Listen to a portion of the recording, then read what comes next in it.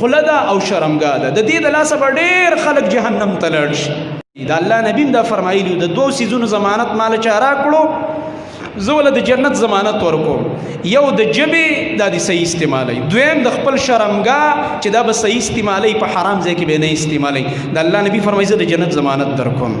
بل حدیث کې راځي د الله نبی نه تپوس کېږي اے د الله نبی هغه کم اسباب دي چې د هغې د لاسه خلک ډېر اور د جهنم ته ځي. د الله نبی فرمایل الفم والفرج، خوله ده او شرمګاه ده. د دې د لاسه به ډېر خلک جهنم ته لاړ شي. د خولې د لاسه به هغه بزرګان چې د شپې په تهجدو ولاړ دي، هغه بزرګان چې دا نفلي او د شوال روجې نیسي او فرضي د رمضان هم نیولي دي، دا به رواني ځکه خوله یې خلاصه ده. د چا غیبت کوه، په چا بهتان لګوه، د مسلمان سپکه وایه او ځان داسې دروند ګاڼه چې په دې ټوله دنیا کې دا ټول غرونه هم سپک دي خو زه درونه یم. دا زموږ عادت دی، دا زموږ د مجالسو مالګه ده. لکه کټوۍ کې چې مالګه خوند کوي که نه، زموږ مجلس بغیر دی نه پیکوي چې پردی غیبت ونه شي، په چا بهتان ونه لګي، د بل سپکه بیانه نه شي.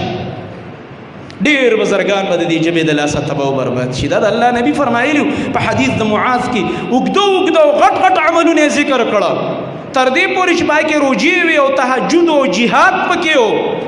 او بیا د الله نبی فرمایل دا ټول اعمال به بربادي، پړ مخې به جهنم ته رواني. ولې؟ جبا جبا جبا غلطه استعمال شوی. په دې ژبې مؤمنانو له ضرر ورکړی دی، بس د دې د لاسه به اور ته ځي. یو ده. او دویم خپل د عورت حفاظت چې یو انسان نه کوي، والعیاذ بالله.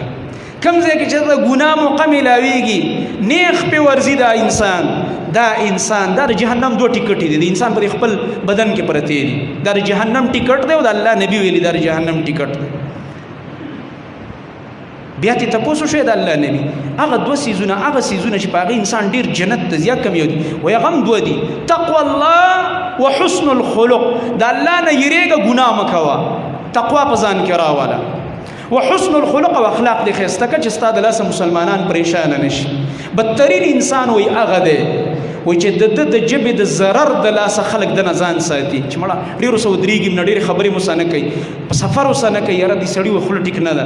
وای دا ډېر بدترین انسان دی. د الله نبی فرمایي چې د خوله دومره خرابه ده چې خلک دې ځان ساتي. نو د الله نبی فرمایل دا دوه سیزونه سم کوي جنت ته به لاړ شي. تقوا الله، تقوا یو ځان کې راولئ، بل وحسن الخلق او اخلاق خسته کوي. ځکه تقوا ستا او د رب په باره کې او د بندگانو کوم حقونه دي دې باره کې خپله معامله برابره کا، او ستا د اخلاقو د وجې نه انسانانو ته فایده رسیږي. دا دوه فواید په ځان کې راوړه.